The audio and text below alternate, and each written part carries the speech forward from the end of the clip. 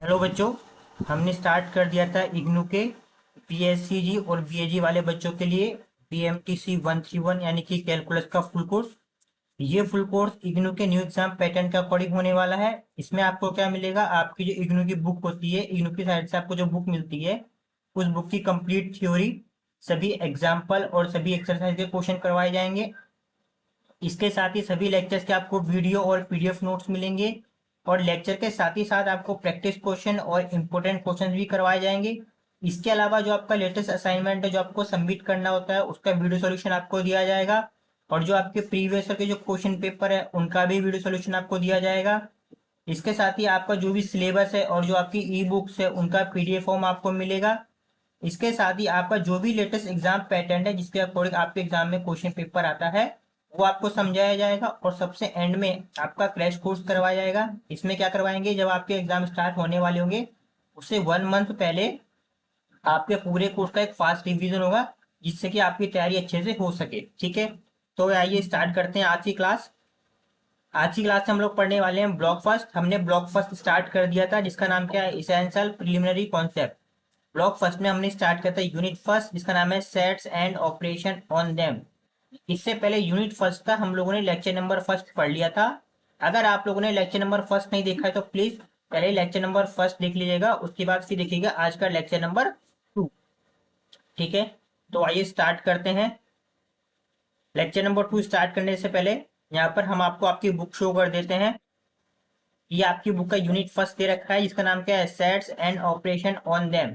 यहाँ पर वो सारे टॉपिक लिखे हैं जो आपको जो आपको यूनिट फर्स्ट के अंदर पढ़ने हैं। तो हम लोग क्या करने वाले हैं, सबसे पहले यूनिट फर्स्ट में जितने भी टॉपिक है हर टॉपिक से रिलेटेड थ्योरी, एग्जाम्पल और एक्सरसाइज के सारे क्वेश्चंस करेंगे, सारे टॉपिक को कवर करेंगे। इसके अलावा अगर इस चैप्टर को समझने के लिए या फिर किसी भी टॉपिक को समझने के लिए आपको अगर हमें एक्स्ट्रा टॉपिक पढ़ाना पड़ेगा, एक्स्ट्रा टॉपिक समझाना पड़ेगा तो हम वो भी समझाएंगे। ठीक है, इससे पहले आप लोगों ने लेक्चर फर्स्ट नहीं देखा तो प्लीज पहले वो देख लीजिएगा। ठीक है, तो स्टार्ट करते हैं आज की क्लास। और यहाँ पर एक नोटिस दे रखा है, इस नोटिस का मतलब आपको पता था, हमने आपको इससे पहले वाली क्लास में भी बस समझाया था। अगर आप कोई सा भी टॉपिक पढ़ रहे हैं, ठीक है, जल्दी से देखिएगा। एक बात ध्यान रखना, अगर आपको ये टॉपिक ये लेक्चर समझ में आ रहा है तो वीडियो को फास्ट फॉरवर्ड करके जल्दी जल्दी देखिएगा। ठीक है, अगर आप कोई टॉपिक पढ़ रहे हैं तो मतलब आप कोई थ्योरी वाला पार्ट पढ़ रहे होंगे या फिर कोई एग्जाम्पल या फिर कोई एक्सरसाइज का क्वेश्चन। ठीक है, अगर किसी टॉपिक के सामने सिंगल स्टार लगा हुआ है तो समझ जाना उस टॉपिक को आपको केवल समझना है, अपने बेसिक को क्लियर करने के लिए। सिंगल स्टार से रिलेटेड कोई भी क्वेश्चन आपके एग्जाम में नहीं आएगा। अगर किसी टॉपिक के आपने डबल स्टार लगा हुआ है सामने तो समझ जाना उस टॉपिक के एग्जाम में आने के चांसेस 70 to 80% होंगे। अगर किसी टॉपिक के सामने ट्रिपल स्टार लगाए तो समझ जाना उस टॉपिक के एग्जाम में आने के 80 to 100% चांस होंगे। और अगर किसी टॉपिक के सामने आपको 5 स्टार लगा हुआ है तो उस टॉपिक से रिलेटेड एक क्वेश्चन आपके एग्जाम में 100% आएगा। कैसा आएगा, देखिए, जिस भी टॉपिक के सामने 5 स्टार लगा होगा ना उस टॉपिक का एक क्वेश्चन कंफर्म आएगा। Same to same copy paste नहीं होगा, उस टॉपिक की लैंग्वेज चेंज हो सकती है, उसकी न्यूमेरिकल वैल्यू चेंज हो सकती है, लेकिन 5 स्टार वाले टॉपिक से एक क्वेश्चन आपके एग्जाम में कंफर्म आएगा। ठीक है, तो आइए स्टार्ट करते हैं आज की क्लास। हम लोग पढ़ रहे थे यूनिट फर्स्ट जिसका नाम था sets and operation on them. इससे पहले हम लोगों ने लेक्चर नंबर फर्स्ट कवर कर लिया था। लेक्चर नंबर फर्स्ट हम लोगों ने पढ़ लिया था, उसमें हमने क्या कवर किया था, फर्स्ट टॉपिक डिजिट नंबर और नंबर सिस्टम, और इसके अंदर हम लोगों ने पढ़ा था क्लासिफिकेशन ऑफ नंबर। प्लीज बच्चों पहले लेक्चर नंबर फर्स्ट देख लीजिएगा, बहुत जरूरी, सारे लेक्चर्स देखना, एक भी लेक्चर छोड़ोगे तो आपको समझ में नहीं आएगा। आज के नेक्स्ट लेक्चर में हम लोग स्टार्ट करने वाले हैं सेट किसे कहते हैं और यहाँ पर स्टार का क्या मतलब है हमने आपको समझा दिया था अभी यहाँ पर। ठीक है, तो आज के लेक्चर में हम लोग क्या पढ़ने वाले हैं, सेट्स के बारे में पढ़ेंगे और सेट को किस तरह रिप्रेजेंट करना। ये 3 टाइप है सेट को रिप्रेजेंट करने के, फर्स्ट, सेकंड और थर्ड। ये हम अभी डिटेल में जस्ट अभी पढ़ेंगे डिटेल में इनके बारे में। ठीक है, परेशान मत होना बिल्कुल भी। इसके अलावा ये हमारा थर्ड नंबर का टॉपिक, हमने लेक्चर नंबर फर्स्ट के अंदर यूनिट फर्स्ट में जितने भी टॉपिक पढ़ने हैं ना उसको डिटेल में समझा दिया था। इससे आप unit first lecture number first को देख लीजिएगा यूनिट फर्स्ट के सभी टॉपिक को क्लियर करने के। ठीक है, थर्ड टॉपिक हमारा क्या होगा, type of set, single star topic है, ये सारे हम लोगों को पढ़ने हैं। देन नेक्स्ट हमारा फोर्थ नंबर का टॉपिक क्या होगा, वेन डायग्राम। ठीक है, वेन डायग्राम, एक मिनट बच्चों।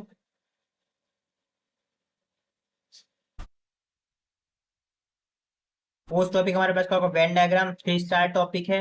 5 क्या होगा, operation on set. Operation on set का क्या मतलब है, टिकल स्टार टॉपिक है। ये भी हमने क्या लेक्चर नंबर फर्स्ट में डिटेल में समझाया था। ये सारे हम लोग पढ़ने वाले हैं डिटेल में जब इसका लेक्चर पढ़ेंगे ऑपरेशन ऑन सेट का। सेम इसी तरीके से टॉपिक नंबर 6 का law of operation, 3 star topic है, 2 लॉ पढ़ने वाले हैं। ठीक है, इसके साथ ही जब हम लेक्चर नंबर 2 कंप्लीट करेंगे, लेक्चर नंबर 2 आज हम जैसे पढ़ने वाले हैं, तो लेक्चर नंबर 2 से रिलेटेड आपके बुक में जो भी थ्योरी होगी, जितने भी एग्जाम्पल होंगे और जितने भी एक्सरसाइज के क्वेश्चन होंगे, वो सारे के सारे करेंगे। इसके साथ ही हमारे साइड से प्रैक्टिस क्वेश्चन और इंपोर्टेंट क्वेश्चन करेंगे, जितने भी जरूरत होगी आपको इस लेक्चर नंबर 2 को समझने के लिए। ठीक है, बाकी स्टार्ट का मतलब तो आपको पता है। तो स्टार्ट करते हैं हम लोग आज का लेक्चर, लेक्चर नंबर 2। इसमें हम लोग क्या पढ़ने वाले हैं लेक्चर नंबर 2 में, सेट किससे कहते हैं, सिंगल स्टार टॉपिक है। सेट की डेफिनेशन या एग्जांपल बिल्कुल भी नहीं पूछेगा, लेकिन समझना आपके लिए मस्ट है। ये ऐसा कह लो कि समझना आपके लिए इंपॉर्टेंट है। अगर आप सेट नहीं समझोगे तो आप ये BMTC 131 तो छोड़ो, इसके अलावा और जो भी मैथ आप नहीं समझ पाओगे। सेट जो पूरी मैथ्स का बेस है, समझ रहे ना, सेट क्या है, सेट पूरी मैथ्स का बेस है, तो इसलिए आपको ये समझना जरूरी है। तो इसमें हम लोग क्या सीखेंगे, सेट की डेफिनेशन, उसके कॉन्सेप्ट को समझेंगे। फिर सीखेंगे सेट को किस तरह रिप्रेजेंट किया जाता है। ठीक है, सेट को रिप्रेजेंट करने के 3 मेथड होंगे। पहला मेथड क्या होगा, वर्ड फॉर्म। वर्ड फॉर्म को हम लोग सेंटेंस फॉर्म या फिर स्टेटमेंट फॉर्म भी कहते हैं। सेकेंड हमारा क्या होगा, रोस्टर फॉर्म, जिसे हम लोग टेबुलर फॉर्म या फिर लिस्टिंग मेथड भी कहते हैं। थर्ड हुआ हमारा सेट बिल्डर फॉर्म, जिसे हम लोग सिंबॉलिक फॉर्म, प्रॉपर्टी या प्रॉपर्टी मेथड भी कहते हैं। और ये जो सेट के रिप्रेजेंटेशन के नाम है ना, वर्ड फॉर्म, रोस्टर फॉर्म या सेट बिल्डर फॉर्म, इनके ये नाम क्यों है, ये भी हम आपको साथ साथ बताने वाले हैं। ठीक है, तो स्टार्ट करते हैं आज की क्लास। यहाँ पे देखो सेट की डेफिनेशन लिखी हुई है, बहुत सिंपल है। सेट क्या है, set is a well defined collection, आराम से देखना, set is a well defined collection of distinct object. इसका मतलब क्या है, आपको सेट की डेफिनेशन को समझने के लिए केवल 2 वर्ड को समझना बहुत जरूरी है। वो 2 वर्ड कौन कौन से हैं, एक तो वेल डिफाइंड कलेक्शन का क्या मतलब है, ठीक है, वेल डिफाइंड कलेक्शन का क्या मतलब है, दूसरा आप सीखोगे डिस्टिंक्ट ऑब्जेक्ट का क्या मतलब है। ठीक है, चलिए स्टार्ट करते हैं। सबसे पहले डिस्टिंक्ट ऑब्जेक्ट का क्या मतलब वो समझ ली। डिस्टिंक्ट वर्ड का मतलब होता है डिफरेंट। अब डिफरेंट का मतलब तो आपको पता होगा, बहुत बेसिक है, आपने स्कूल लेवल पे समझा होगा। डिस्टिंक्ट मतलब होता है डिफरेंट डिफरेंट। ऑब्जेक्ट का क्या मतलब है, ऑब्जेक्ट का मतलब है कोई सी भी चीज जो आप सोच सकते हैं। जैसे यहाँ पर हमने एक एग्जाम्पल क्या लिया है, नंबर। नंबर्स ऑब्जेक्ट है, किसी का नाम ऑब्जेक्ट है, कोई भी फ्लावर एक ऑब्जेक्ट है, अल्फाबेट कोई ऑब्जेक्ट है, सिंबल एक ऑब्जेक्ट है, कुछ भी, कुछ भी ध्यान रखना, एनीथिंग, ये ध्यान रखो, एनीथिंग जो भी आप सोच सकते हो, वो क्या है, वो क्या है हमारे पास, वो ऑब्जेक्ट है। ठीक है, अब वीडियो को पॉज करना, आपके मन में जो भी आ रहा है। अगर आप घर पे बैठे हो, घर में आपको क्या दिखाई दे रहा है, ध्यान रखना, वेजिटेबल्स, फ्रूट्स, अलमीरा, आपके घर के बर्तन, कपड़े, ये सब क्या है, सबके सब कुछ क्या है, ऑब्जेक्ट हैं। तो अभी आपको क्लियर होगा डिस्टिंक्ट ऑब्जेक्ट का क्या मतलब। ऑब्जेक्ट मतलब कुछ भी जो आप सोच सकते हो, डिस्टिंक्ट मतलब डिफरेंट डिफरेंट ऑब्जेक्ट, जैसे number, name, flower, alphabet, symbol etcetera, कुछ भी। आई थिंक अब आप लोगों को इसका मतलब क्लियर होगा कि डिस्टिंक्ट ऑब्जेक्ट किससे कहते हैं। क्लियर है, पहली बात। अब हम करेंगे वेल डिफाइंड कलेक्शन का क्या मतलब है। यहाँ पे समझना जरा ध्यान से कि वेल डिफाइंड कलेक्शन का क्या मतलब। कलेक्शन वर्ड का मतलब आप लोगों को पता होगा, कलेक्शन मतलब इकट्ठा करना। वेल डिफाइंड का क्या मतलब है, वेल डिफाइंड मतलब उसे कहते हैं ऐसी चीज जो कंफर्म हो, जो निश्चित हो, जिसमें कोई डाउट ना हो, जिसमें कोई भी डाउट ना हो। जैसे करके it it should be quite clear anybody and anywhere, यानी एक ऐसा कलेक्शन जो बिल्कुल ही क्लियर हो हर किसी के लिए, हर जगह पर, चाहे वो इंडिया में रहने वाला हो या इंडिया से बाहर का कोई भी पर्सन हो, हर किसी के लिए क्या हो, क्लियर हो। ठीक है, एग्जाम्पल देख लीजिएगा, बहुत अच्छे से आपको समझ में आ जाएगा। ठीक है, पहला एग्जाम्पल देख लीजिएगा, ये वेल डिफाइन का क्या मतलब है। ठीक है, मान लीजिए हमने एक कलेक्शन लिया और उसके अंदर हमने क्या लिखा, A, B, C, D, हमने ऐसे करके सारे के सारे अल्फाबेट लिख दिए, XYZ। अब मुझे ये बताओ, आप लोग हमें ये बताओ कि ये जो हमने कलेक्शन लिया है, सेट ऑफ ऑल अल्फाबेट, जो हमने इस सेट में क्या लिखा है, सारे के सारे अल्फाबेट लिखे ना, A to Z तक सारे अल्फाबेट लिखे हैं। अब आप दुनिया में किसी भी इंसान से पूछना कि अल्फाबेट कौन कौन से होते हैं, हर कोई यही तो बोलेगा, हर किसी का आंसर क्या को सेम होगा।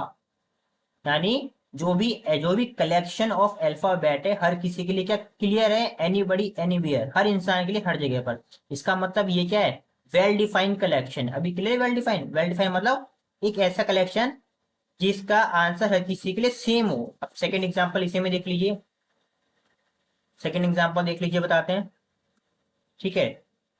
हाँ, अब हम क्या करते हैं,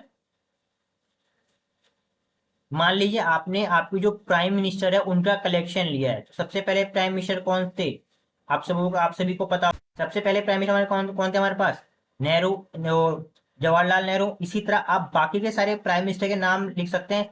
हाँ, ये कंडीशन है कि आपको नाम याद होने चाहिए। और अभी करंट में कौन है हमारे पास, मोदी जी, है ना। ठीक है, तो अगर आप किसी से पूछते हो collection of prime minister of India, यानी इंडिया के सभी प्राइम मिनिस्टर कलेक्शन बताना है, तो आप किसी से भी पूछ लो जिसकी नॉलेज होगी, उन सभी का आंसर सेम होगा। हर कोई नेहरू से लेकर मोदी जी तक का ही नाम लेगा, क्योंकि ये सारे सारे के हमारे प्राइम मिनिस्टर है। किसी और पर्सन का नाम नहीं लेगा जो कि प्राइम मिनिस्टर नहीं है, या फिर नहीं थे, या फिर नहीं है। अभी क्लियर है, यानी collection of all prime minister क्या है, वेल डिफाइंड है। अब आपको वेल डिफाइंड का मतलब समझ में आ रहा होगा थोड़ा थोड़ा। वेल डिफाइंड मतलब एक ऐसा कलेक्शन जो हर इंसान के लिए हर जगह पर क्लियर हो। ठीक है, एक एग्जांपल और ले लेते हैं जल्दी से, फिर आगे बढ़ते हैं, ठीक है। बहुत सिंपल सा एक और एग्जांपल देख लेते हैं, ठीक है। ये एग्जांपल नंबर थर्ड होगा, मैथ्स का लेते हैं। यहाँ पे हमने क्या लिखा, 2, 4, 6, 8, 10, 12। अब आप वीडियो को रोक के बताओ हम क्या लिख रहे हैं।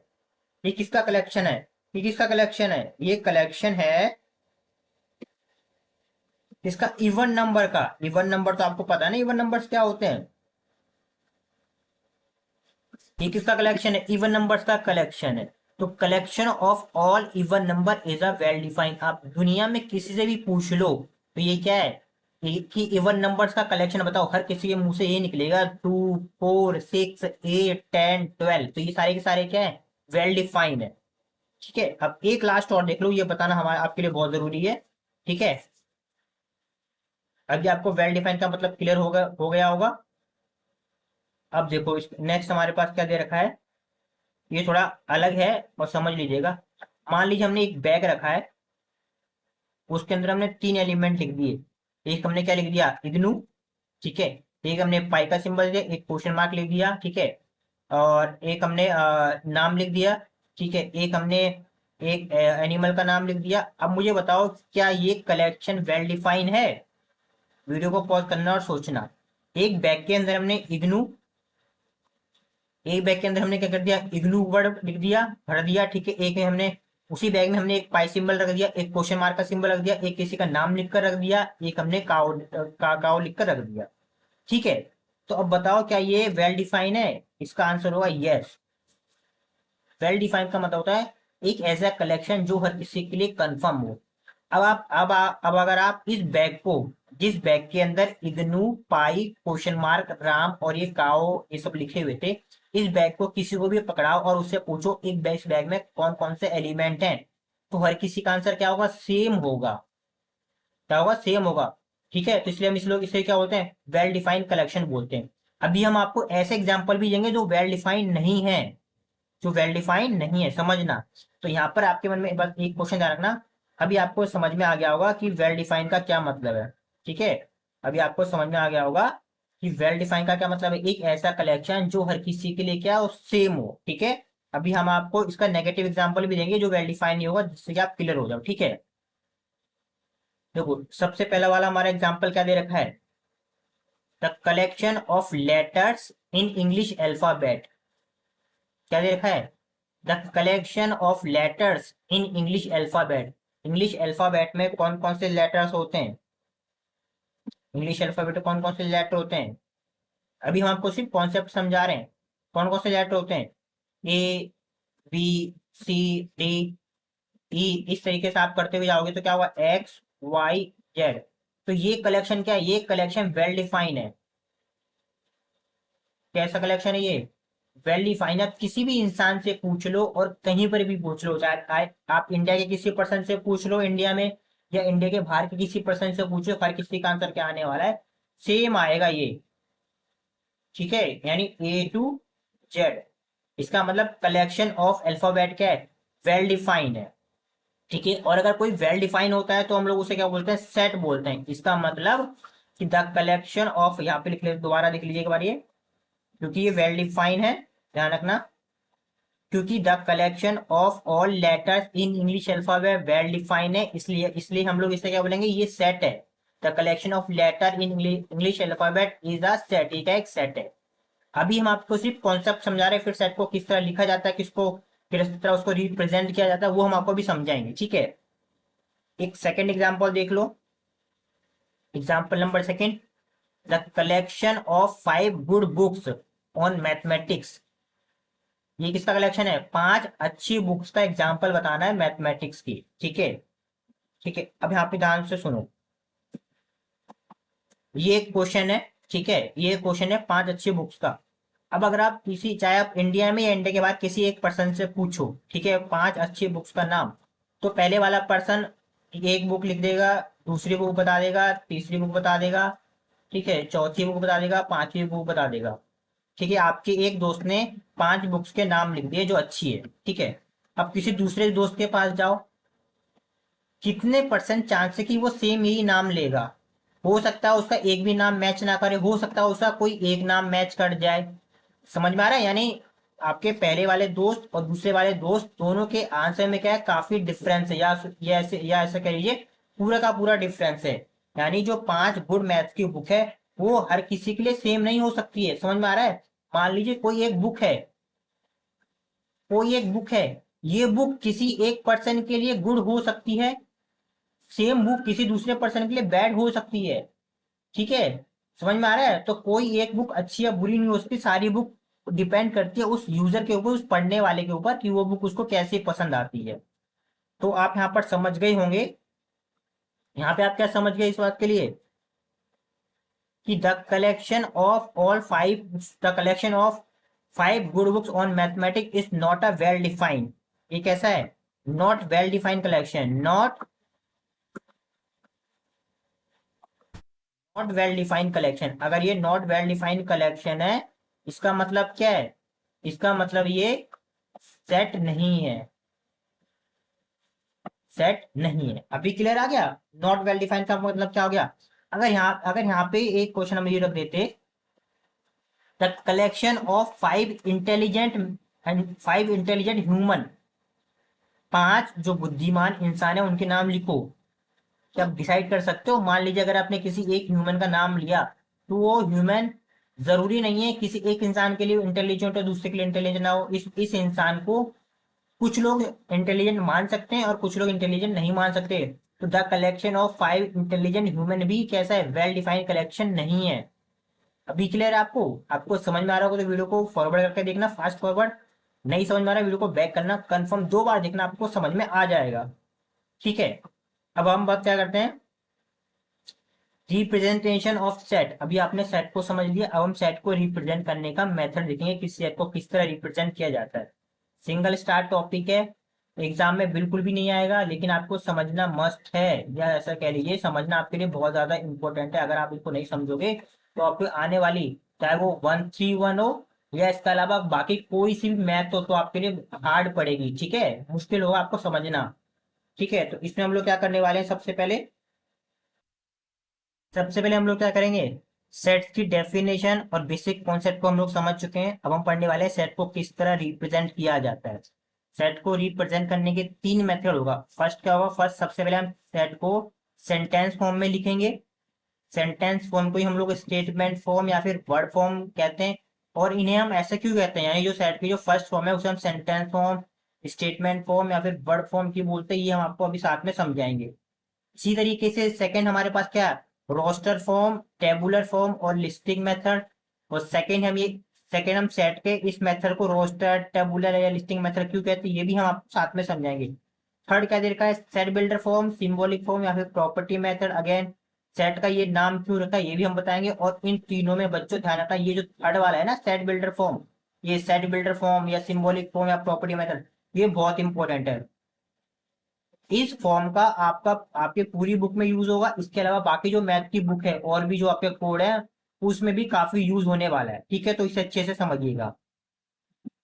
सबसे पहला वाला एग्जाम्पल, ठीक है, पहला वाला एग्जांपल देखिए, जैसा हमने आपको बताया था, फर्स्ट फॉर्म क्या है हमारे पास, फर्स्ट फॉर्म क्या है, सेंटेंस फॉर्म, स्टेटमेंट फॉर्म या फिर वर्ड फॉर्म। इस फॉर्म में क्या होता है, कोई भी सेट एक सेंटेंस की फॉर्म में लिखा होता है। जैसे फर्स्ट हमारे पास क्या क्या लिखा है, the collection of all prime minister of India. अब यहाँ पर आपको खुद क्लियर रखना पड़ेगा कि ये सेट है, ये हम आपको रिपीट नहीं करेंगे, ठीक है। ये क्या है, सेट है। हमने आपको सेट की डेफिनेशन और सेट के एग्जाम्पल को समझा दिया है। The collection of all prime minister is a set है, क्योंकि ये वेरिफाई है, ठीक है, क्लियर है। आप किसी से भी पूछो the collection of all prime minister of India, सबका आंसर सेम होने वाला है, ठीक है। तो हम बात दोबारा से अपने टॉपिक पे आते हैं। हम लोग अभी क्या पढ़ रहे थे, सेंटेंस फॉर्म। अगर हम किसी भी सेट को ऐसे सेंटेंस के फॉर्म में लिखें, सेंटेंस के फॉर्म में लिखें या वर्ड के फॉर्म में लिखें, इसमें वर्ड लिखे ना कई सारे, वर्ड के फॉर्म में लिखे, तो हम बोलते हैं कि ये सेट सेंटेंस फॉर्म में या स्टेटमेंट फॉर्म में या वर्ड फॉर्म में लिखा हुआ है, ठीक है। सेकंड हमारे पास क्या है, सेकंड हमारे पास है रोस्टर फॉर्म, जिसे हम टेबुलर फॉर्म या लिस्टिंग मेथड भी कहते हैं। टेबुल का मतलब टेबल, लिस्टिंग मतलब लिस्ट बनाना। तो जो आपके प्राइम मिनिस्टर है ना, जो आपके पीएम है, जितने भी आपके पीएम है, ठीक है, उनको हमें वन बाय वन करके शो करना है। जैसे यहाँ पे देखो, ठीक है। अब सेट को किस रिप्रेजेंट करना है, किसी भी सेट के स्टार्टिंग में कैपिटल लेटर शो करते हैं, ए। जरूरी नहीं है आप ए शो करो, आप ए से लेकर जेड तक कोई सा भी कैपिटल लेटर शो कर सकते हो स्टार्टिंग में, ठीक है। उसके बाद हम लोग क्या लिखते हैं, एक सेकेंड बच्चों, देन उसके बाद हम लोग क्या करने वाले हैं, सबसे पहले कैपिटल लेटर से शो करेंगे, फिर इक्वल का साइन लगाएंगे, उसके फिर करली ब्रैकेट। करली ब्रैकेट के बाद जो भी आपके प्राइम मिनिस्टर हैं, जो भी आपके प्राइम मिनिस्टर है, जो सेट के जो एलिमेंट हैं, उनके नाम लिखेंगे। सबसे पहले जवाहरलाल नेहरू, फिर कॉमा, लाल बहादुर शास्त्री, कॉमा, इसी के बाद जितने भी आपके प्राइम मिनिस्टर है सभी के नाम वन बाय वन करके लिख देंगे, लास्ट में नरेंद्र मोदी। तो किसी सेट के जितने भी एलिमेंट होते हैं तो उनको वन बाय वन करके इस तरीके से लिखना क्या कहलाता है, इस तरीके से लिखने को हम लोग क्या बोलते हैं, रोस्टर फॉर्म। एक सेकंड बच्चों, क्या बोलते हैं, रोस्टर फॉर्म, टेबुलर फॉर्म या फिर लिस्टिंग मेथड। लिस्टिंग क्यों बोलते हैं, क्योंकि हम उनके एलिमेंट को डिटेल में लिस्ट कर रहे हैं, डिटेल में लिख रहे हैं, ठीक है, इसलिए बोलते हैं लिस्टिंग मेथड।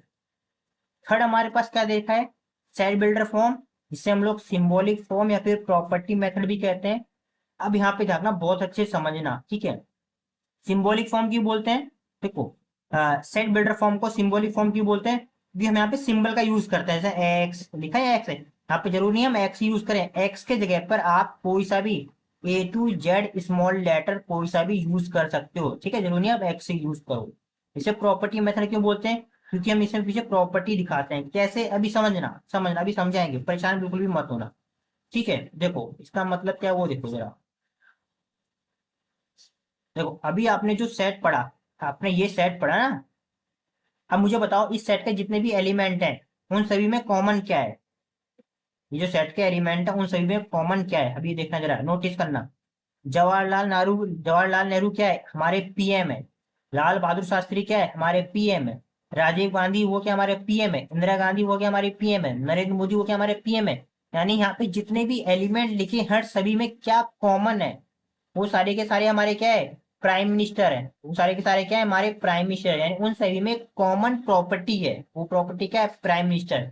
तो ध्यान रखना, अगर किसी सेट के सभी एलिमेंट में एक कॉमन प्रॉपर्टी हो, जैसे यहाँ पे क्या प्राइम मिनिस्टर है, तो हम उस सेट को सेट बिल्डर फॉर्म में लिख सकते हैं, जिसे हम लोग सिंबॉलिक फॉर्म या फिर प्रॉपर्टी मेथड है, ठीक है।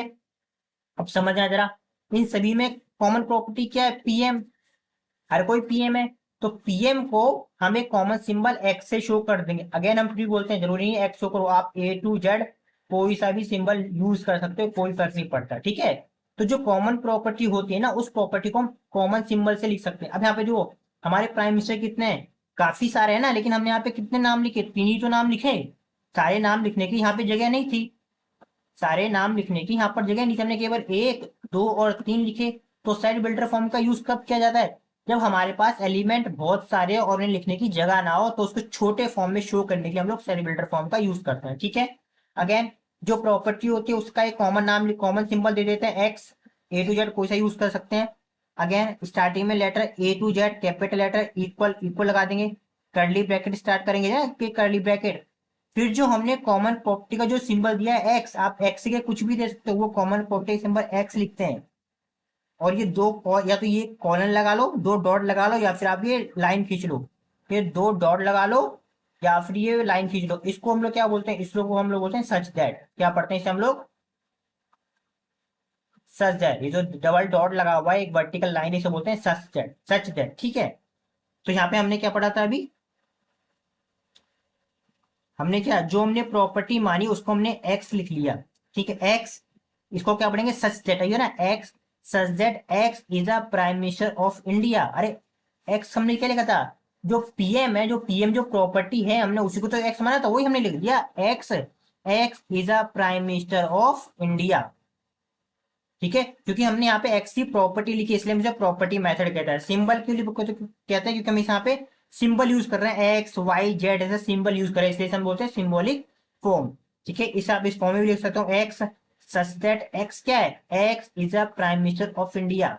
अभी तो हमने बताया था एक्स क्या है, देखो एक्स क्या है, एक्स हमने हमने एक्स किसे माना था, एक्स हमने माना था प्राइम मिनिस्टर को। ठीक है, जो प्राइम मिनिस्टर जो प्रॉपर्टी तो उसे माना था। अभी क्लियर है। एग्जाम्पल सेकंड देखो, एग्जाम्पल सेकंड हमारे पास क्या दे रखा है, बहुत आराम से देखिएगा। अगेन अब आपको ये समझ में आ रहा होगा, सेंटेंस फॉर्म, स्टेटमेंट फॉर्म और वर्ड फॉर्म क्या है। जिसमें सेट एक सेंटेंस के फॉर्म में लिखा, the collection of Ram, Geeta, x, theta, alpha, infinite और इग्नू। यानी ये एक ऐसा कलेक्शन है जिसमें कुछ वर्ड और सिंबल लिखे हुए हैं, और ये सेट है। ये क्या है, सेट है। इस कलेक्शन को किसी को भी दिखाओ और पूछो, हर किसी का आंसर सेम हो, हर कोई पढ़ के बोलेगा Geeta, Ram, Geeta, x, theta, alpha, infinite, IGNOU. ये नहीं, ये क्या है, सेट है। ठीक है, अब इसे किस फॉर्म में लिखना है, रोस्टर फॉर्म, टेबुलर फॉर्म या लिस्टिंग मेथड। अब हम ये आपको बार बार नहीं बोलेंगे कि टेबुलर फॉर्म लिस्टिंग फॉर्म का क्या मतलब है, ये हमने आपको समझा दिया। रोस्टर फॉर्म में क्या होता है, किसी भी सेट को, किसी भी सेट के एलिमेंट को कैपिटल लेटर, इक्वल और कर्ली ब्रैकेट के अंदर कॉमा लगा के वन बाय वन शो करना होता है। जैसे राम कॉमा लगाया, गीता कॉमा लगा दिया, एक्स कॉमा लगाया, फिर theta comma, alpha comma, infinite comma और इग्नू कॉमा। ये हो गया हमारे पास लिस्टिंग मेथड। सेकेंड हमारे पास क्या है, set builder form, symbolic form, property method. अब यहाँ पे नोटिस करना, हमने आपको समझाया था प्रॉपर्टी मेथड कब लिखते हैं। प्रॉपर्टी मेथड तब लिखते हैं जब इन सभी एलिमेंट में कोई एक कॉमन प्रॉपर्टी हो। इन सभी में क्या हो, एक कॉमन प्रॉपर्टी। और अब मुझे बताओ, क्या इस सेट के अंदर कोई एक कॉमन प्रॉपर्टी है, ऐसी कोई एक चीज है जो Ram, Geeta, x, theta, alpha, infinite या इनमें में कोई कॉमन हो। इनमें कोई भी कॉमन प्रॉपर्टी नहीं है। तो अगर किसी सेट के एलिमेंट में कोई कॉमन प्रॉपर्टी नहीं है तो हम उसे सेट बिल्डर फॉर्म में नहीं लिख सकते, ये बात ध्यान रखिएगा। ठीक है, आप खुद सोचो, राम और गीता में क्या कॉमन है, कुछ भी कॉमन नहीं है। राम और एक्स में क्या कॉमन है, कुछ भी कॉमन नहीं है। ठीक है, इसलिए हम इसे सेट बिल्डर फॉर्म में या प्रॉपर्टी मेथड में नहीं लिख सकते। क्यों नहीं लिख सकते, हमने पीछे आपको समझाया था। इसमें क्या है, जवाहरलाल नेहरू भी हमारे पीएम है, लाल बहादुर शास्त्री भी हमारे पीएम है, नरेंद्र मोदी भी हमारे पीएम है, इसलिए हम इसे प्रॉपर्टी मेथड में लिख पाए। ठीक है, एग्जाम्पल थर्ड देख लीजिए। एग्जाम्पल थर्ड क्या देखा हमारे पास, again sentence form, the collection of all letters in English alphabet. English alphabet में जितने भी लेटर होते हैं वो क्या है, वेल डिफाइन है, इसलिए वो क्या है, सेट है। अब किसी भी पूछो, हर किसी का आंसर सेम होगा, ए टू जेड। ठीक है, देन इसी का रोस्टर फॉर्म कैसे करते थे, आप लोगों को पता है। रोस्टर फॉर्म में कैपिटल लेटर शो करते हैं, कर्ली ब्रैकेट के अंदर सभी एलिमेंट को कोमा लगा के शो करते थे। आप देखो ए बी, अब हम यहाँ से यहाँ पर गंदा नहीं कर रहे हैं, आप लोग समझिए, ए टू जेड सारे एलिमेंट को शो कर देना है।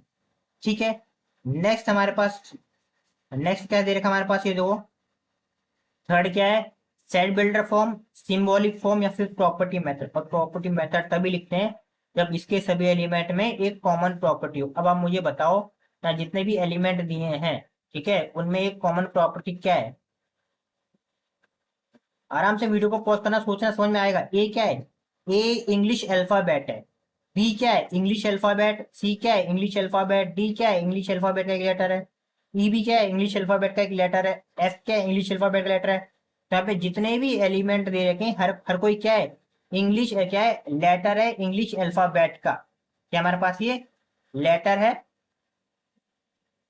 लेटर्स है, क्या है, इंग्लिश अल्फाबेट के, इंग्लिश अल्फाबेट का। ठीक है, अभी जो कॉमन प्रॉपर्टी है ना, उस कॉमन प्रॉपर्टी को एक कॉमन सिंबल दे देते हैं हम लोग, क्या देते हैं, एक्स। आप कुछ और भी दे सकते हो, जैसे कि हमने आपको पहले बताया।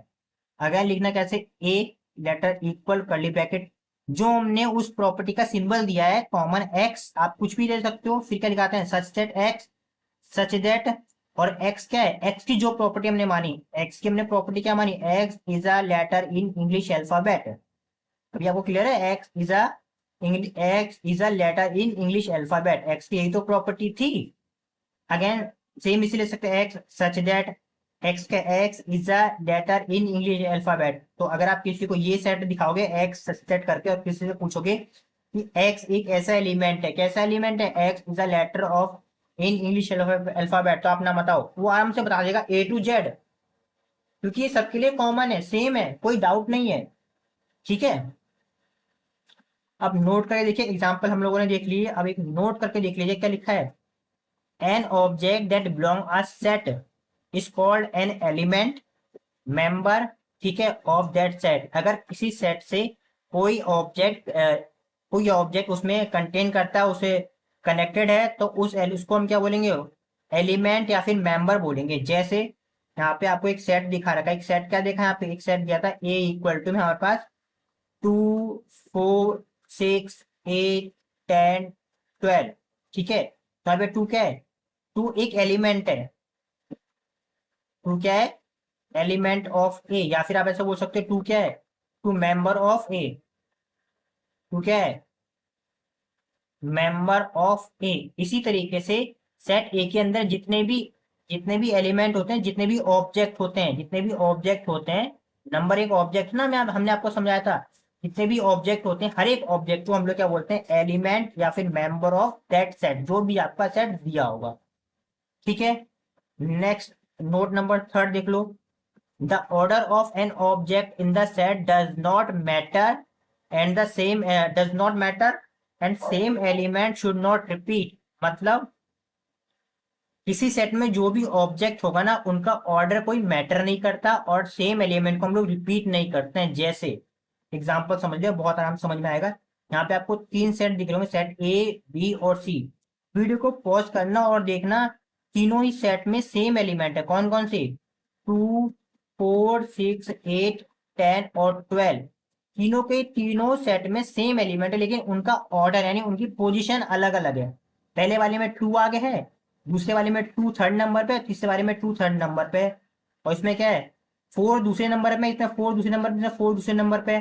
ठीक है, इसमें 6 पहले नंबर पे, इसमें 10 पहले नंबर पे, लेकिन सारे के सारे नंबर क्या है, सेम है, सारे के सारे नंबर क्या है, सेम है।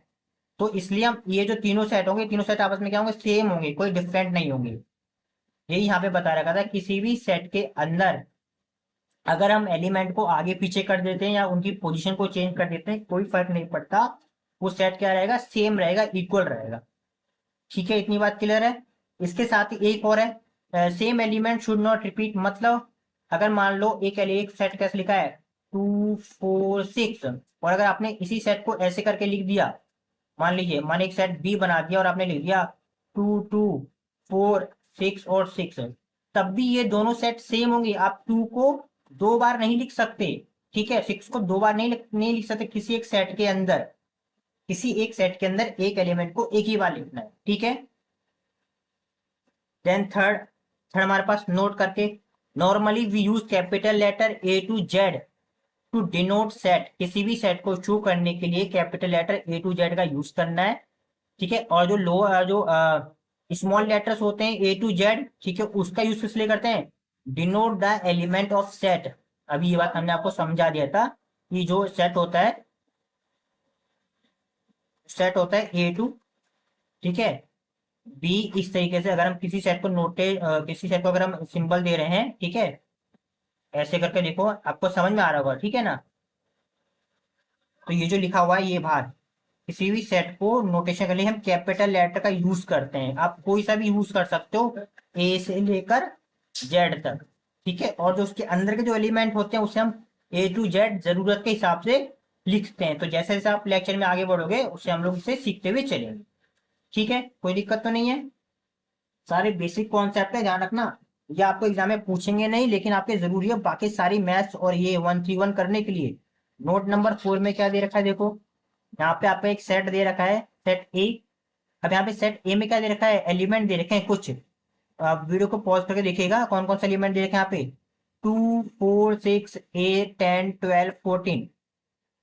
ये सारे के सारे एलिमेंट सेट ए के अंदर हैं। इसको लिखने का तरीका क्या है, ठीक है। जैसे हमने 6 का एग्जांपल लिया है तो इसको हम ऐसे लिखेंगे, यहाँ पे हम अलग करके लगा देते हैं, पहले हम 2 का लेते हैं। अगर 2 इस सेट के अंदर है तो हम लिखेंगे 2 बिलोंग्स टू ए। ये सिंबल है, लिखने का तरीका है। इसे हम लोग क्या पढ़ते हैं, बिलोंग्स, ठीक है। अभी हम दिखाएंगे यहाँ पे, ठीक है। और अगर 4 हमारे पास 4 सेट के अंदर, उसे हम लेंगे 4 बिलोंग्स टू ए। 6 भी सेट के अंदर है, 6 बिलोंग्स टू ए। इस सिंबल को बिलोंग, तो ये जो सिंबल दिया था ना, ये वाला जो सिंबल है, इसको हम लोग पढ़ते हैं बिलोंग। क्या पढ़ते हैं हम लोग, बिलोंग, ठीक है। सेम इस तरीके से हमारे पास, ठीक है, 8 के लिए भी आप कर सकते हो। आप 8 के लिए कर सकते हो, 10 के लिए कर सकते हो, 12 के लिए कर सकते हो, 14 के लिए कर सकते हो। मान लो अगर 15 दिया हो, 15 तो आपका सेट के अंदर नहीं है, देखो। तो हम लोग किसा क्या लिखेंगे, ऐसे सिंबल लगा देंगे, यानी ये सिंबल लगा के उसे वर्टिकल एक मतलब डायगोनल लाइन ड्रॉ कर देंगे। इसका मतलब क्या होगा, 15 डज नॉट बिलोंग्स टू ए। जैसे यहाँ पे देखो एग्जाम्पल दिया हुआ है, ये देखो जरा क्या लिखा हो, देखो 6 बिलोंग्स टू ए। और इसे रीड कैसे करते हैं, 6 बिलोंग्स टू ए। 7 सेट के अंदर नहीं है, 7 जो है इस सेट के अंदर नहीं है ना, तो इसलिए 7, ये सिंबल, क्या सिंबल, ये सिंबल और एक ऐसे लाइन। और पढ़ते कैसे हैं, 7 डज नॉट, देखो 7 does not belongs to A. Clear है। इसी तरह general notation, A belongs to A, इसे हम ऐसे पढ़ते हैं। अगर कोई दो एलिमेंट है, ए कोमा बी, तो ऐसे लिखेंगे A comma B belongs to A. तो पढ़ना कैसे, A and B belongs to A. 3 element है, A comma B comma C belongs to A comma B comma C belongs to A. बच्चों ये बहुत इंपॉर्टेंट है, ध्यान रखिएगा। बहुत यूज होगा, बहुत ज्यादा आगे यूज होगा ये सिंबल, इसलिए आपको इनका मतलब पता होना चाहिए, ठीक है। तो आज के लेक्चर में हम लोगों को इतना ही पढ़ना था, जो थ्योरी वाला पार्ट था। जो थ्योरी वाला पार्ट था, हमने क्या सीखा इसमें, हमने इसमें सीख लिया आपके सेट की डेफिनेशन, सेट की डेफिनेशन, उसके एग्जाम्पल को समझा, किसे सेट कहते हैं, किसे सेट नहीं कहते हैं, सेट को किस तरह रिप्रेजेंट करते हैं। सेट को रिप्रेजेंट करने के 3 मेथड सीखे। पहला हमने क्या सीखा, पहला हमने वर्ड फॉर्म सीखा, दूसरा हमने रोस्टर फॉर्म सीखा, तीसरा हमने सेरिबेल्टर फॉर्म सीखा। तीनों की डेफिनेशन, तीनों के एग्जाम्पल सीखे, इनका इनका ये नाम क्यों पड़ा है ये भी हमने सीखा। कैसे कैसे हम लोग इन फॉर्म, किस टाइम हम वर्ड फॉर्म, रोस्टर फॉर्म और सेरिबेल्टर फॉर्म को रिप्रेजेंट करते हैं। अब हम बात करते हैं आपकी बुक में जो भी क्वेश्चन दे रखे हैं।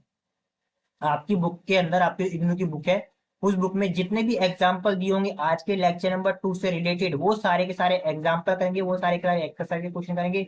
और जो प्रैक्टिस क्वेश्चन और जो इंपॉर्टेंट क्वेश्चन है वो आपको करवाएंगे।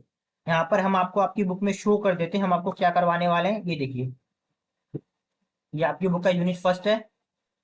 अब यहाँ पे देखिएगा एक बार आप लोग,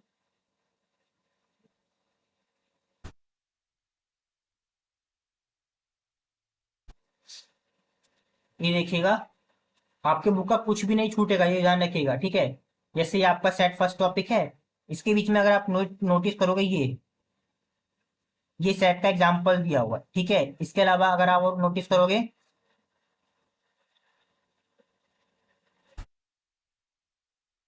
एक सेकंड बच्चों, यहाँ पे आपको दिखा देते हैं। एक ये एग्जांपल दिया, ये देखो, ये वाला, द कलेक्शन ऑफ, ये वाला देखना, the collection of all female pilot who have work in Air India. तो यहाँ पे जितने भी अगर आपके थ्योरी के बीच में भी कोई एग्जाम्पल है ना, वो हम सारे के सारे आपको करवाने वाले हैं, ठीक है। इसके अलावा और देखो जरा, ठीक, एक यहाँ पे एग्जाम्पल देखा, ये देखो, the collection of all intelligent human being, ये भी एग्जाम्पल आपको करवाएंगे, ठीक है। परेशान बिल्कुल मत हो ना, आपके थ्योरी के अंदर के सारे एग्जाम्पल होंगे। ये इसके अलावा ये जो एग्जाम्पल आपको दिखाई दे रहे होंगे, फर्स्ट सेकंड थर्ड फोर्थ, ये सारे के सारे हम आपको एग्जाम्पल करवाने वाले हैं। इसके साथ ही जो आपकी ये जो E1 E2 ये जो क्वेश्चन दे रखे हैं, ये सारे के सारे हम आपको आज ही करवाने वाले हैं, आज के लेक्चर में, ठीक है। तो स्टार्ट करते हैं हम लोग। आप बिल्कुल भी परेशान मत होना, आपकी बुक का सारा थ्योरी, एग्जाम्पल और एक्सरसाइज के क्वेश्चन होंगे, ठीक है। और आपको सिर्फ इस लेक्चर को फॉलो करना है, ठीक है, जितने भी हम लेक्चर करा रहे हैं, और आपको इस पूरे कोर्स को फॉलो करना है। आपको इसके अलावा और कुछ भी करने की कोई जरूरत नहीं पड़ेगी, ठीक है। सबसे पहला वाला एग्जाम्पल देखिएगा, ये आपकी बुक का भी हमने दिखाया था, क्या लिखा है, the coin collection of national national museum Delhi. यानी दिल्ली में जो हमारा नेशनल नेशनल म्यूजियम है, उसमें जो कॉइन का कलेक्शन है, वो क्या आपका है, सेट है। और सेट क्यों है उसका मतलब हम अभी आपको समझा देते हैं, ठीक है। ध्यान रखिएगा, ये वाला क्वेश्चन आपके एग्जाम में बिल्कुल भी नहीं आएगा। ये सिंगल स्टार टॉपिक है, सारे के सारे आपके बेसिक कॉन्सेप्ट को क्लियर करने की, ताकि आपका बेस स्ट्रांग हो सके आने वाले उन हार्ड क्वेश्चन को करने के लिए जो कि आपके एग्जाम में आने वाले हैं, ठीक है।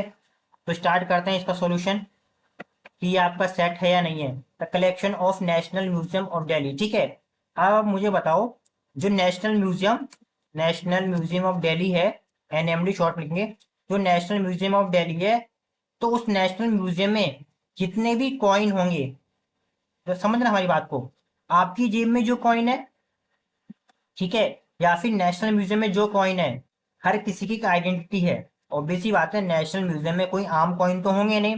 उन नेशनल म्यूजियम में जितने भी कॉइन होंगे, coin first, coin second, coin third, coin fourth, ऐसे जितने भी कॉइन होंगे, हर कॉइन में एक कॉमन प्रॉपर्टी है, एक यूनिकनेस है।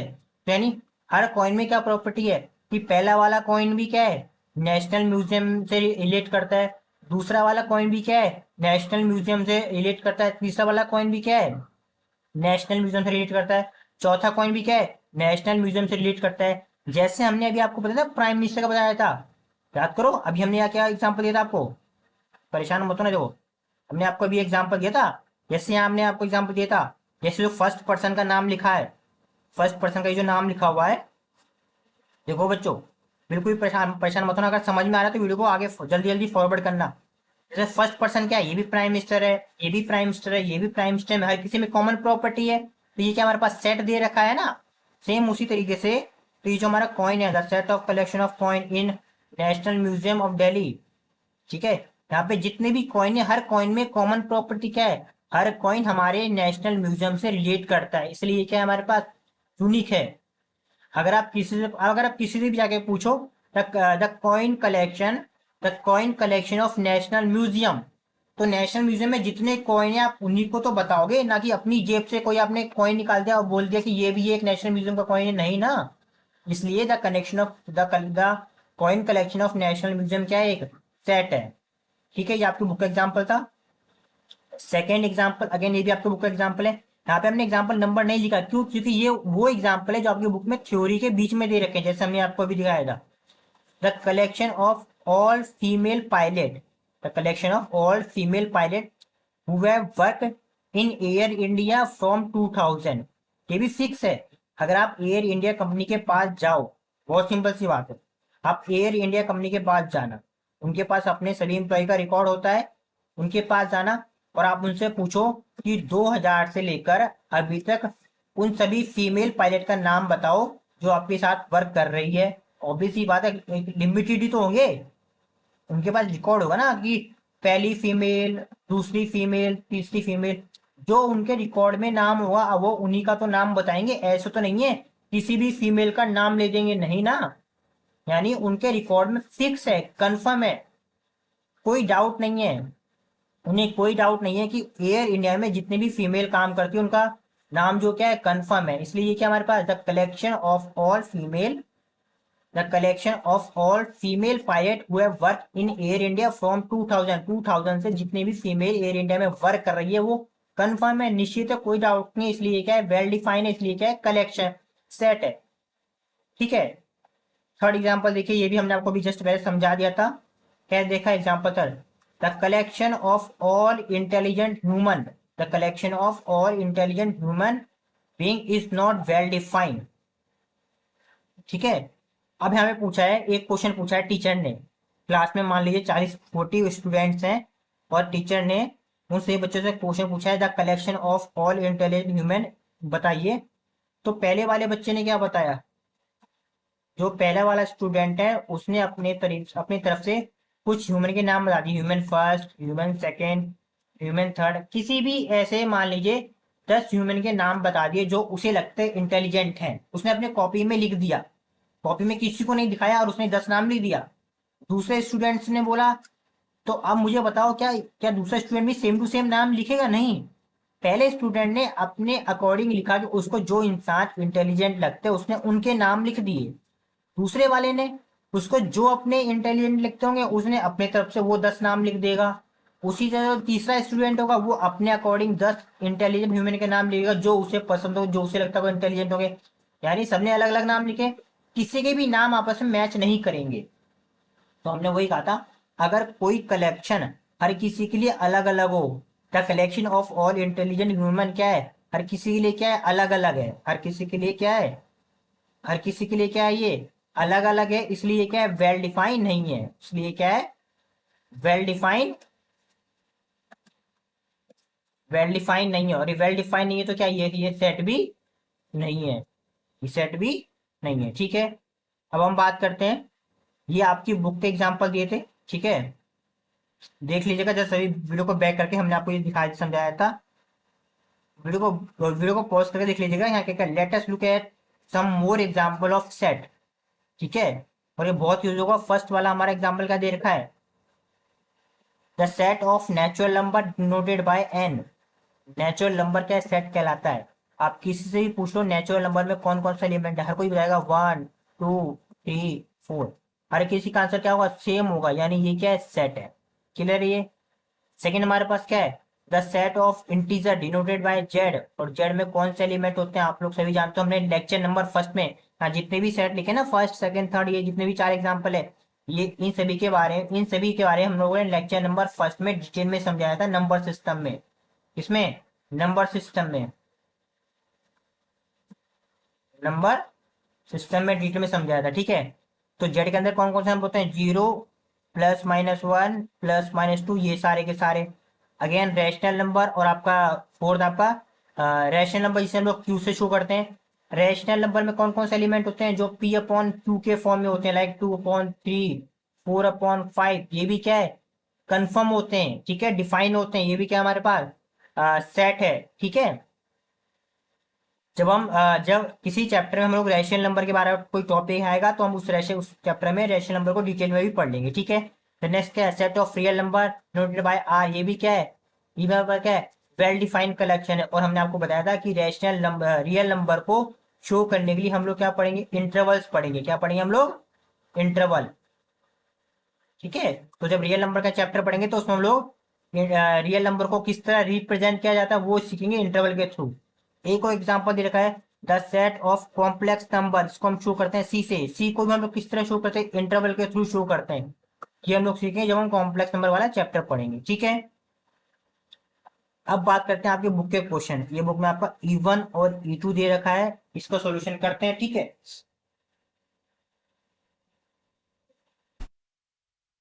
तो यहाँ पर हम लोग आपको बताने वाले हैं। ठीक है, यहाँ पे आपको कुछ कलेक्शन दे रखा है। क्वेश्चन क्या रखा है, which of the collection mention below are set. तो यहाँ पे first second third fourth fifth और सिक्स, टोटल 6 कलेक्शन दे रखे हैं।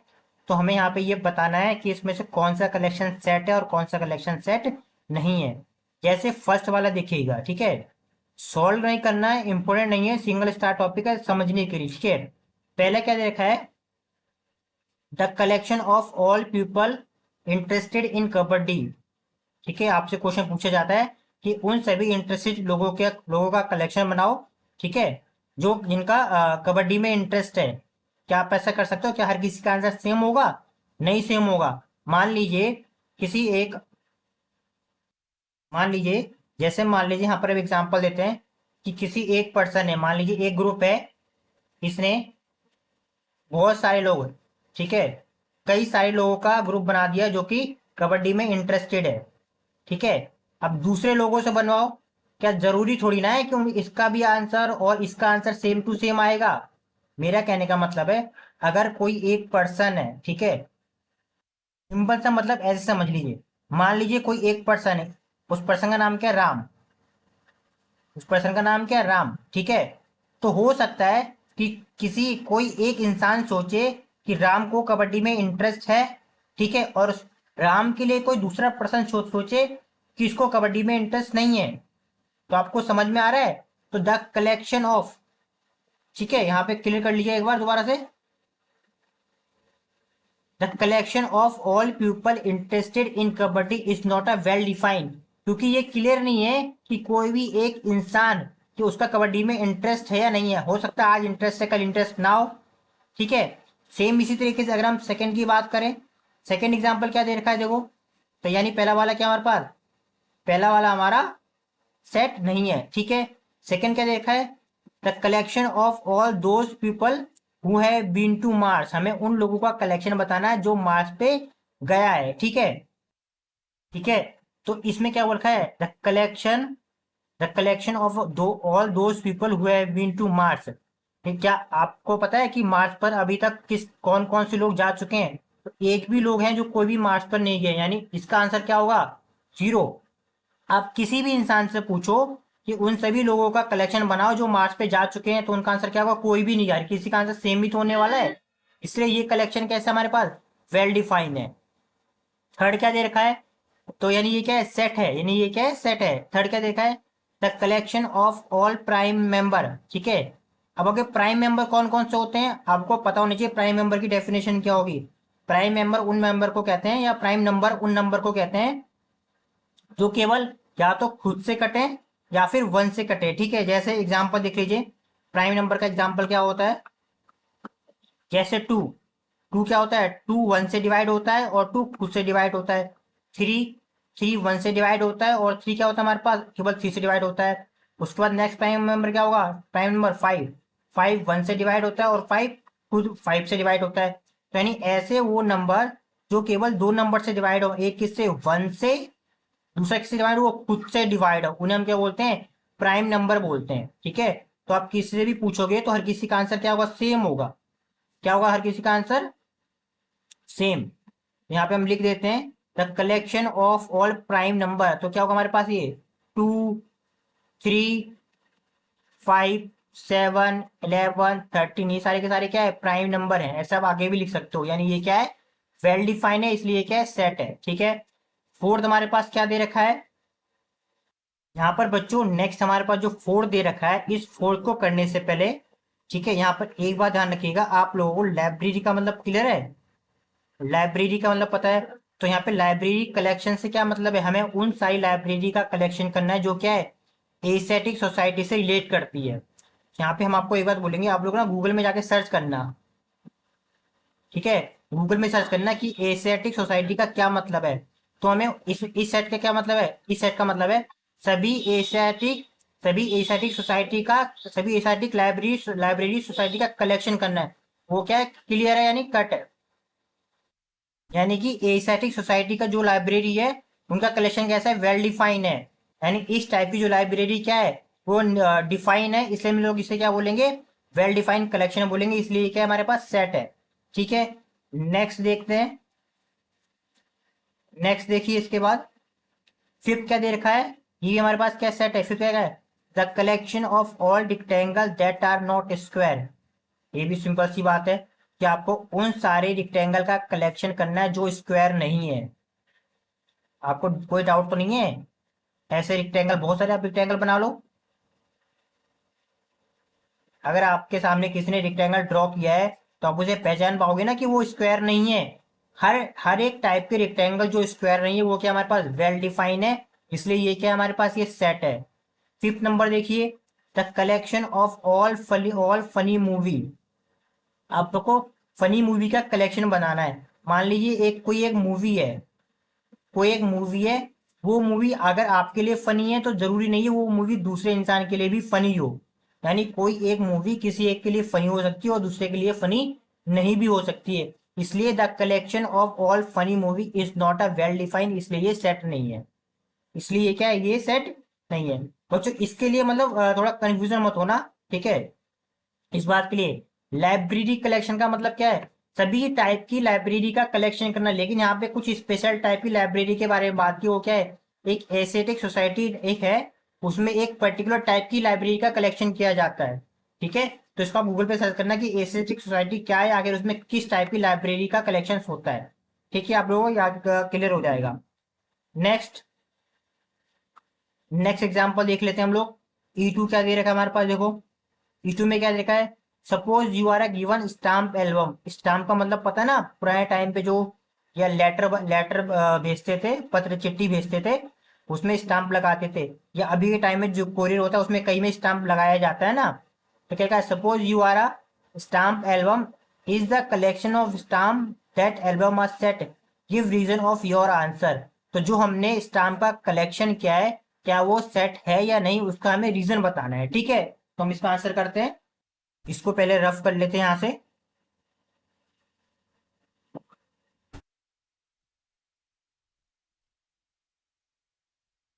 देखो हमने आपको पहले ही समझाया था, यहाँ पे पर्टिकुलर बोल रखा हुआ है हमने किसका कलेक्शन किया है। एक कलेक्शन है जिसमें स्टाम्प दे रखे हैं। पहला स्टाम्प, दूसरा स्टाम्प, तीसरा स्टाम्प, ठीक है, चौथा स्टैम्प, ऐसे कई सारे स्टैम्प का कलेक्शन कर रखा है। ठीक है, आपको समझ आ रहा है? अगर आपको स्टैम्प, इसे स्टैम्प का मतलब नहीं पता है, तो ये जो स्टैम्प दे रखा है इसको आप गूगल पे सर्च करना, आपको स्टैम्प की कई सारी पिक्चर दिख जाएगी, तो आपको समझ में आ जाएगा स्टैम्प का आके क्या मतलब है।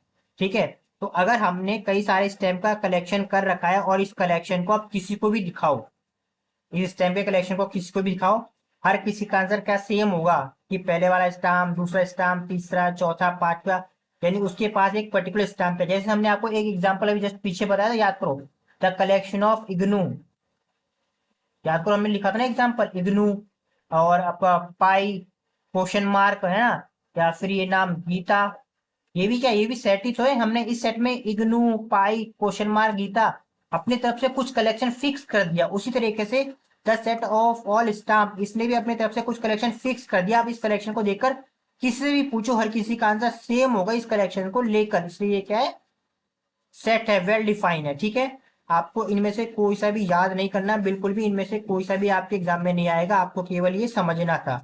ठीक है, आई थिंक आपको ये क्लियर होगा। अब बात करते हैं हमारे E3।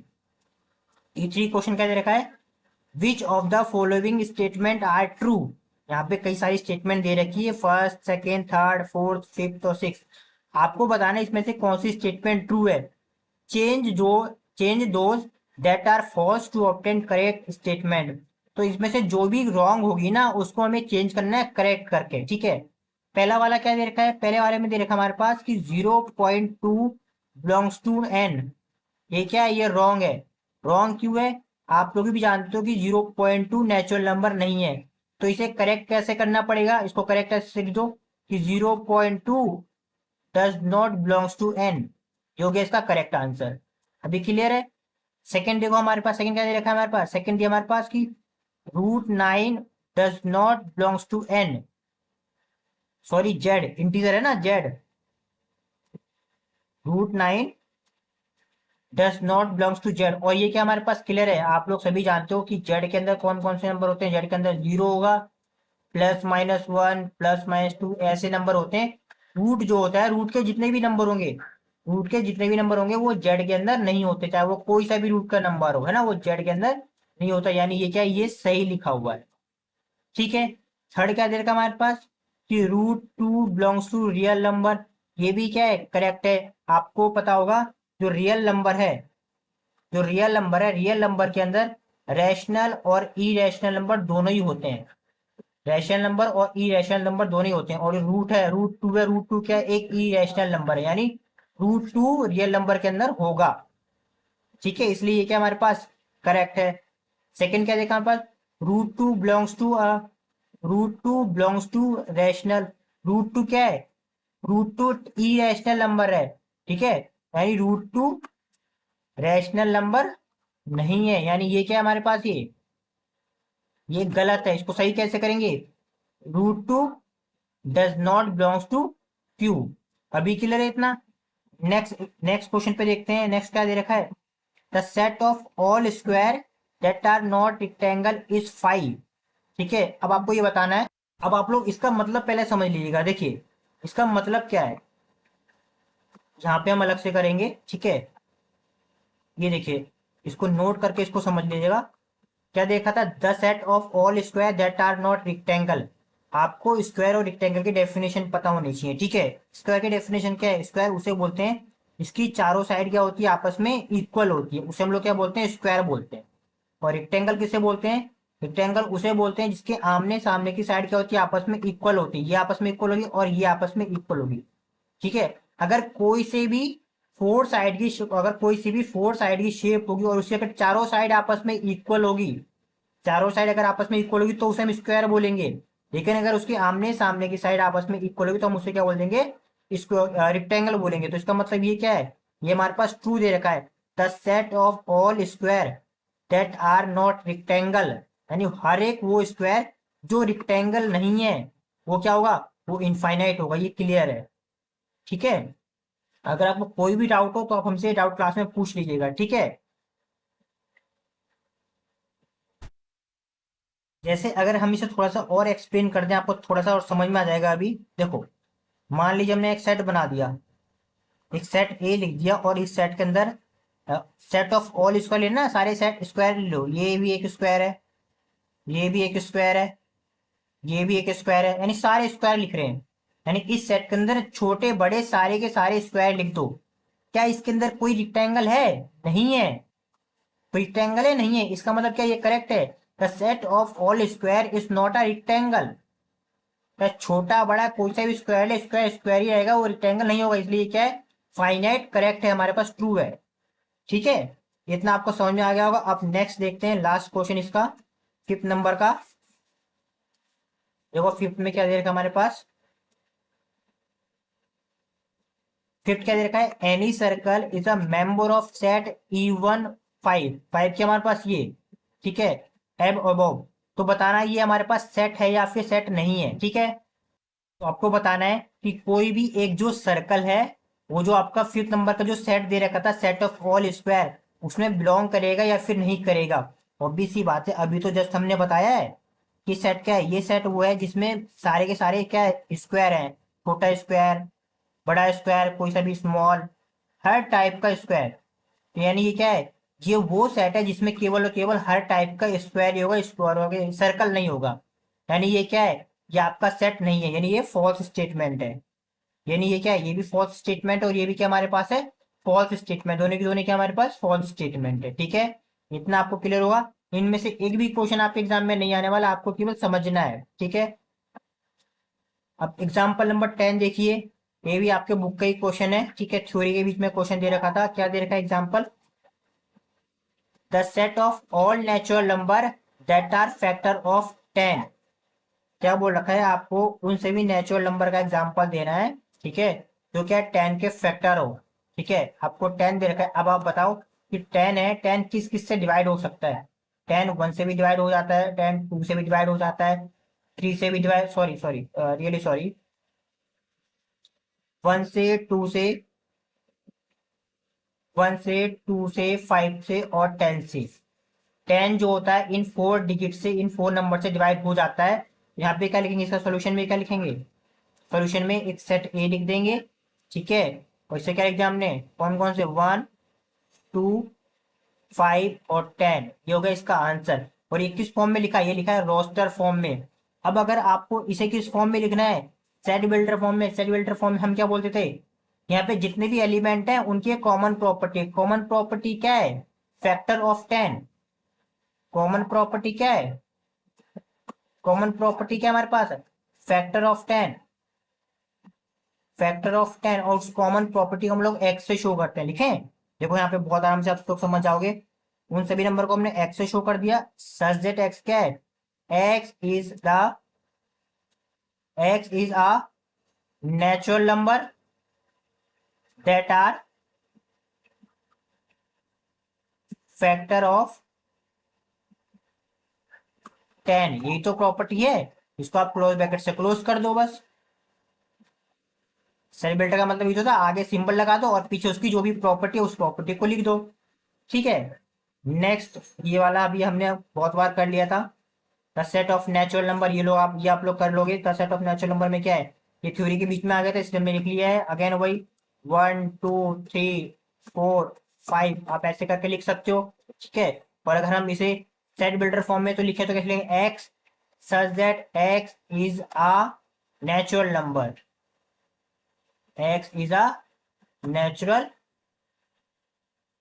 नंबर। ये क्लियर है, ये सेट बिल्डर फॉर्म में लिखा है और यहाँ पर किस फॉर्म में लिखा है, ये रोस्टर फॉर्म में लिखा है और ये आपका स्टेटमेंट फॉर्म में लिखा है।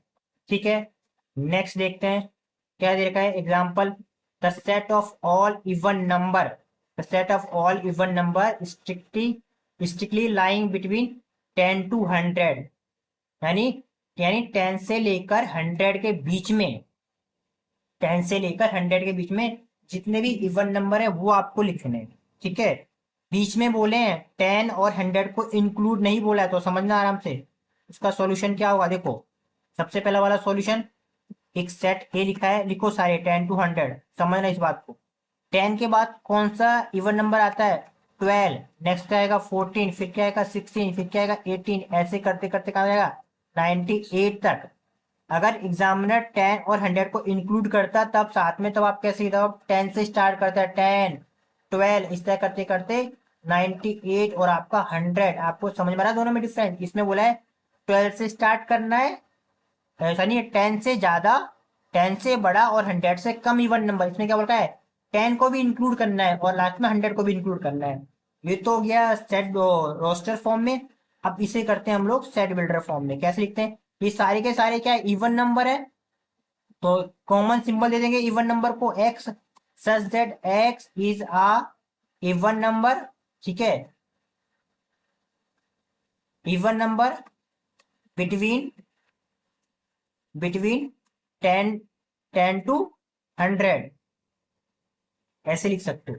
ये भी क्या लिख सकते हो, या फिर आप इसको ऐसे भी शो कर सकते हो, समझ ना आ रहा, x such that x is a even number, x is अ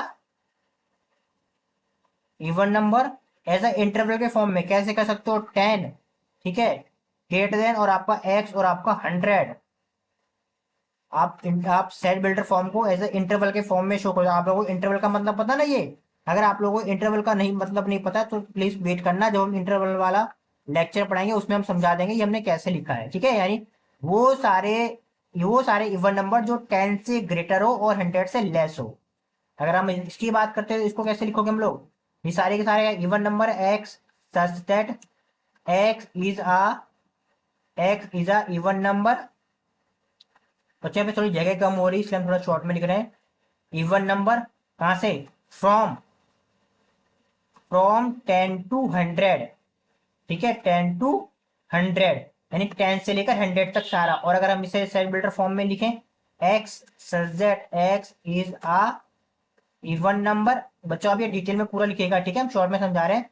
और वो कैसा इवन नंबर है, सच दैट यानी 10 लेस देन और इक्वल एक्स। इक्वल क्यों लगाया, क्योंकि यहाँ पे 10 भी साथ में है। ठीक है, लेस देन आपका 100 अभी के लिए आपका।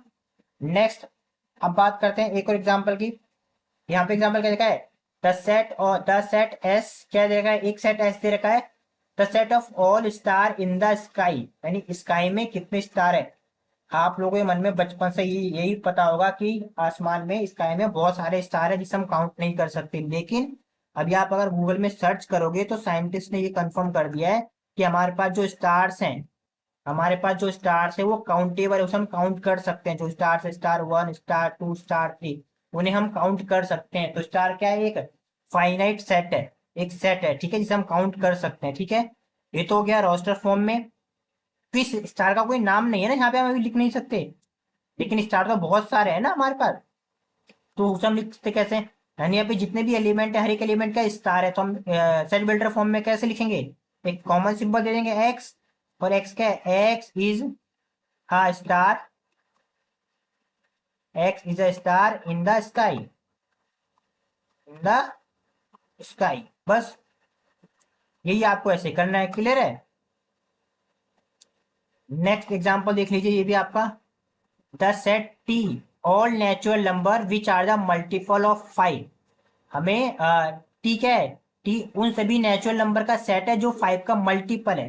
अब मल्टीपल का मतलब समझ में आ रहा है, टेबल। अगर वो 5 का मल्टीपल बोल रहा है तो इसका मतलब क्या, आपको 5 का टेबल पता होना चाहिए।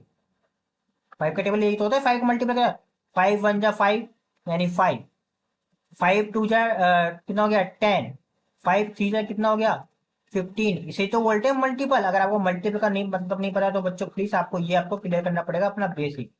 ठीक है, तो इसको करके लिखते हैं, देखो जरा इसको कैसे लिखेंगे, इसका सॉल्यूशन सेट बिल्डर फॉर्म में। 5 का मल्टीपल 5 तो क्या होगा 10, नेक्स्ट 15, 20, 25, ऐसे क्या होगा, ये सारे फाइव 5 के मल्टीपल है। ये आपका हो गया रोस्टर फॉर्म में। अभी हम लोग इसे करते हैं सेट बिल्डर फॉर्म में। इन सभी में एक कॉमन प्रॉपर्टी थी, कॉमन प्रॉपर्टी क्या थी, ये सारे के सारे मल्टीपल हैं 5 के, तो एक कॉमन सिंबल देंगे एक्स। एक्स क्या है, x is a multiple, x is अ, कैसे कर सकते हो, x is a multiple multiple of 5। और एक्स क्या है, एक्स बिलोंग्स टू एन, यानी एक्स का नेचुरल नंबर। लिखने के काफी सारे तरीके हैं, जैसे जैसे आप प्रैक्टिस करोगे आपको समझ में आ जाएगा। देखो ये तो प्रॉपर्टी थी, एक्स है, एक्स का मल्टीपल ऑफ 5, और एक्स का एक्स केवल नेचुरल नंबर है इसलिए हमने यहाँ पे लिख दिया एक्स का नेचुरल नंबर। क्लियर है इतना। नेक्स्ट और देखिए, ई क्या है, the set E all the natural number less than 10। ई क्या है? ई उन सभी नेचुरल नंबर का सेट है जो 10 से कैसे हैं, 10 से लेस हैं। देखो इसका भी सॉल्यूशन देखो बच्चों, अगर आपको समझ में आ रहा हो फास्ट फॉरवर्ड करके देखिएगा, ठीक है। ई क्या है? 10 से छोटे नेचुरल नंबर कौन कौन से? 1, 2, 3, 4, 5, 6, 7, 8 और आपका ये 9। 10 से छोटे बोले हैं, 10 नहीं बोला है, तो हमने 10 से कम क्या है 9 तक लेंगे, ठीक है। ये तो हमारा सेल बिल्डर फॉर्म था, सॉरी रोस्टर फॉर्म था, अब हम इसे सेल बिल्डर फॉर्म में लिखेंगे। ये सभी, इन सभी में कॉमन क्या है? ये सारे के सारे क्या है? नेचुरल नंबर है और लेस देन 10 है, तो वही हम लोग यहाँ लिख देंगे। इनका कॉमन सिंबल एक्स लिख दिया। क्या? X is a natural number, x is a natural number और लेस देन 10, लेस देन 10। या फिर आप लोग इसे ऐसे भी लिख सकते हो, देखो जरा, x such that x belongs to N. X का एक्स एक ऐसा एलिमेंट है जो नेचुरल नंबर में, और एक्स का एक्स लेस देन 10 है, ऐसे भी लिख सकते हो। या फिर आप इसे ऐसे भी लिख सकते हो, देखना जरा, ई इक्वल टू में x such that x belongs to N. या फिर एक्स क्या देगा हमारे पास लेस देन और इक्वल टू 9, यानी 9 और 9 से छोटे सारे नेचुरल नंबर, वही तो लिखा है 9 और 9 से छोटे सारे नेचुरल नंबर, ठीक है। इतना वीडियो को बैक करके देखना, आपको समझ में आ जाएगा, ठीक है। नेक्स्ट क्या दिखा रहा है हमारे पास? The collection of all 3 element. आप आपको बताना ये सेट है या नहीं है, बहुत सिंपल की बात है, ये सेट है, ये हमने आपको बहुत बार समझा दिया है, ठीक है। अगेन यहाँ पे हमें एक कलेक्शन दे रखा है, इस कलेक्शन में क्या लिखा हुआ है? 3 नाम लिखे हैं। एक तो नाम लिखा हमारे पास क्या? कोची। दूसरा सिंबल हमारे पास क्या? 5। तीसरा हमारे पास क्या सिंबल? 5। अब किसी से भी पूछ लो, ये क्या हमारे पास? ये वेल डिफाइन है, इसमें केवल 3 ही एलिमेंट है, कोची, 5 और पाई, यानी ये वेल डिफाइन है, यानी ये क्या है? सेट है। लेकिन क्या हम इस सेट को सेट बिल्डर फॉर्म में लिख सकते हैं? नहीं, क्योंकि यहाँ पे जितने भी एलिमेंट है उसमें कोई भी कॉमन प्रॉपर्टी, ये मतलब क्या है? कॉमन प्रॉपर्टी नहीं है, ठीक है। इसलिए ये क्या है? सेट बिल्डर फॉर्म में नहीं लिख सकते, लेकिन ये सेट है, ठीक है। अब आपका E4 पे आते हैं। ये आपका क्वेश्चन क्या देखा? E4, describe the following set by listing method. अब आपको लिस्टिंग मेथड का मतलब पता होगा, इफ पॉसिबल, ठीक है। अगर पॉसिबल है तो हम उन्हें लिस्टिंग मेथड में लिखेंगे। पहला वाला क्या, फर्स्ट क्या दे रखा है?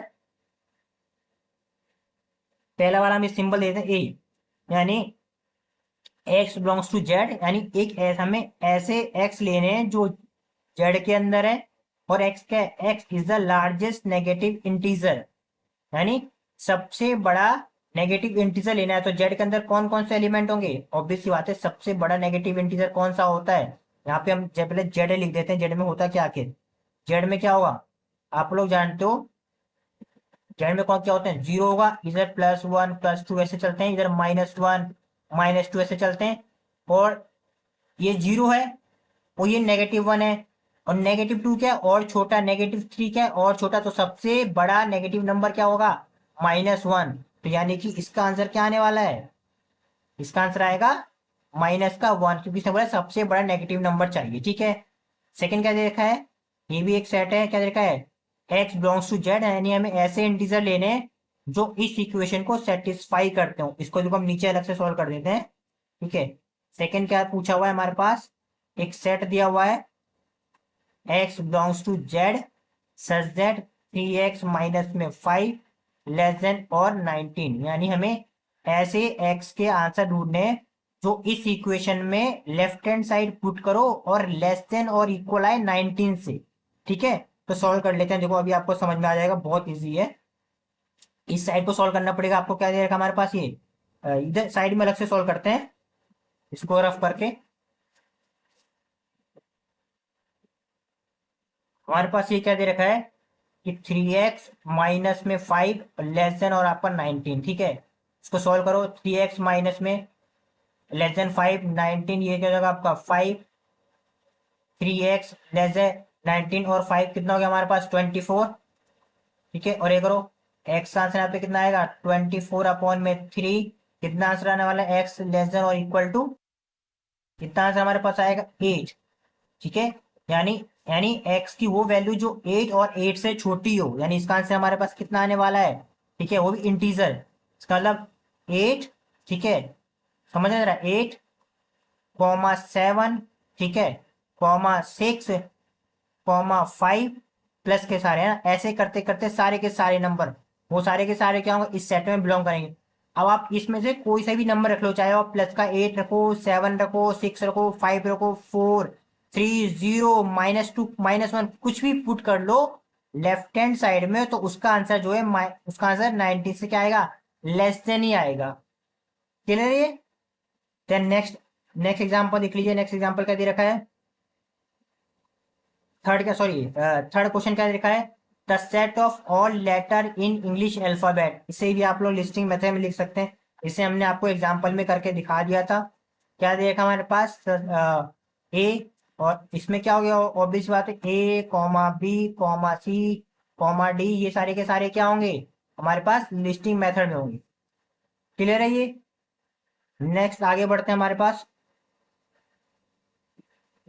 E5। E5 में हमारे पास क्या दे रखा है, E5 में describe the following set in property method is possible. ठीक है, तो यहाँ पे कुछ सेट दे रखे हैं। इससे पहले वाले में क्या दे रखा था, सेट बिल्डर फॉर्म में दे रखा था, आपको इन्हें किस फॉर्म में लिखाना था, लिस्टिंग मेथड में करना था। और अब क्या दे रखा है, अब हमारे पास ये क्वेश्चन लिस्टिंग मेथड में दे रखे हैं, आपको इन्हें प्रॉपर्टी मेथड में शो करना है। ठीक है, सबसे पहले फर्स्ट वाले की बात करते हैं। फर्स्ट वाला देखिएगा बहुत आराम से। पहला वाला क्या लिखा हुआ है, एक सेट लिखा है हमारे पास, क्या, 1, 4, 9, 16 डॉट डॉट डॉट। अब इन सभी में कॉमन क्या आपको नोटिस करना होगा, ये सारे के सारे, अगर हम चाहो तो इसे आप ऐसे लिख सकते हो, देखो जरा, 1, ये 2 का स्क्वायर है, ये 3 का स्क्वायर है, ये 4 का स्क्वायर है, नेक्स्ट 5 का स्क्वायर आएगा, डॉट डॉट डॉट। तो यहाँ पे सभी एलिमेंट में कॉमन आपको दिखाई दे रहा होगा क्या, ये सारे के सारे क्या है, ऐसे मान लीजिए सारे के सारे हमने एक्स कर दिया, एक्स जेड, एक्स क्या है, X equal to N square. हर एक एलिमेंट क्या है, एन का स्क्वायर है, और एन क्या है, N belongs to natural number. आपको समझ में आ रहा होगा, ये सारे के सारे एलिमेंट को हमने कैसे शो कर दिया, एक्स से शो कर दिया, और हर एक एक्स कैसा है, एन स्क्वायर के जैसे दिख रहा है। और एन क्या है, एन क्या है, N belongs to natural number. अगर आपने नेचुरल नंबर 1 पुट किया तो क्या आएगा, आपका पहला वाला आंसर आ जाएगा। आपने एन इक्वल टू 2 पुट किया, 2 स्क्वायर मतलब आपका 4 आ जाएगा। एन इक्वल टू 3 पुट किया तो अपना तीसरा अपना 3 का स्क्वायर मतलब अपना 9 आ जाएगा। ये क्या होगा, सेट बिल्डर फॉर्म। ठीक है, अब नेक्स्ट देख लीजिए, सेकंड क्या देखा है, इसमें कई सारे एलिमेंट लिखे हैं। पहला एलिमेंट क्या है, Indira Gandhi national open university, ये वर्ड लिखा हुआ है, ये पाई लिखा है, ये 100 की पावर 100 लिखा है। क्योंकि इन तीनों एलिमेंट में कुछ भी कॉमन नहीं है, इन तीनों एलिमेंट में कुछ भी कॉमन नहीं है, तो हम लोग इसे प्रॉपर्टी मेथड में नहीं लिख सकते, हमने आपको पहले ही समझाया था। ठीक है, देन नेक्स्ट थर्ड की बात करते हैं, इसको पहले रफ कर लेते हैं हम लोग, रफ कर लेते हैं। थर्ड में हमारे पास क्या दे रखा है, थर्ड क्या दे रखा है हमारे पास, देखो अगर आप थर्ड नोटिस करोगे, थर्ड क्या दे रखे हैं, ये सारे के सारे क्या इवन नंबर है पॉजिटिव, ये सारे के सारे क्या इवन नंबर है नेगेटिव, और यहाँ पर क्या है, जीरो है। ठीक है, तो हम लोग इसे कैसे लिख सकते हैं, ये सारे के सारे क्या इवन नंबर है। इसे हम लिखने का तरीका आपको साइड में अलग से बता देते हैं। ठीक है, यहाँ लिख लो, एक सेट है, again x such that x is a even integer। कैसा ये कि ये इवन इंटीजर है, क्योंकि इसमें नेगेटिव पॉजिटिव दोनों नंबर है ना, देखो पॉजिटिव भी है और आपके नेगेटिव भी है, और जीरो भी एक इवन नंबर होता है, ध्यान रखना, जीरो भी क्या है, एक इवन नंबर होता है। ठीक है, तो यानी क्या है, x is a even integer, क्योंकि इसमें नेगेटिव और पॉजिटिव दोनों नंबर है। ठीक है, देन 5 क्या है, इसको पहले रफ कर लेते हैं। फिर फोर्थ नंबर का देखिएगा, फोर्थ फोर्थ क्वेश्चन का दे रखा, 5 दे रखा है। अब आपको इस 5 को सेट बिल्डर फॉर्म में शो करना है। ठीक है, फोर्थ को 5 क्या है, 5 एक एम्प्टी सेट है, 5 क्या है, एक एम्प्टी सेट है। और एम्प्टी सेट को प्रॉपर्टी मेथड में शो करने के कई सारे मेथड हैं। तो जब आप एम्प्टी सेट के बारे में पढ़ेंगे, कब एम्प्टी सेट के बारे में पढ़ेंगे, जब आप टाइप ऑफ सेट का ये लेक्चर नंबर 2 पढ़ेंगे ना, एम्प्टी सेट, उसमें हम आपको सिखाएंगे कि एम्प्टी सेट को किस तरह शो करते हैं सेट बिल्डर फॉर्म में। तो 5 क्या है, 5 एम्प्टी सेट का सिंबल है। तो एम्प्टी सेट वाले टॉपिक में हम लोग इसे सेट बिल्डर फॉर्म में रिप्रेजेंट करने का मतलब आपको समझाएंगे। ठीक है, बहुत सारे तरीके हैं, कोई एक नहीं है। एम्प्टी सेट को शो करने के काफी सारे मेथड है, ठीक है। तो उसको हम लोग एम्प्टी सेट वाले टॉपिक में क्लियर करने वाले हैं, ठीक है। फिफ्थ नंबर का हमारे पास क्या दे रखा है, लास्ट है हमारे पास ये। आप यहाँ पे अगर आप नोटिस करोगे थोड़ा सा, यहाँ पे जो ये मंथ दे रखे हैं जितने भी फिफ्थ वाले में, सितंबर, अप्रैल, जून और नवंबर, तो ये क्या है, ये सारे के सारे ऐसे मंथ हैं जिसमें केवल केवल 30 डेज होते हैं। कितने डेज होते हैं, 30 डेज होते हैं। तो इसको हम सेल बिल्डर फॉर्म में कैसे लिखेंगे, सेल बिल्डर फॉर्म में देखो कैसे लिखते हैं, x such that x is a month of year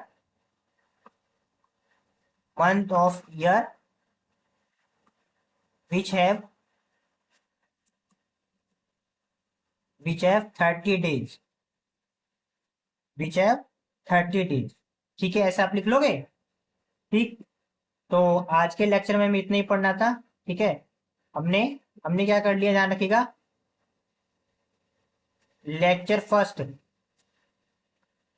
lecture first lecture first में सारा समझ लिया है। आपकी बुक से रिलेटेड जो भी आपका थ्योरी वाला पार्ट था, जितने भी आपके एग्जाम्पल, जितने भी आपके एक्सरसाइज के क्वेश्चन है, वो सारे के सारे हम लोगों ने कर लिए हैं, ठीक है।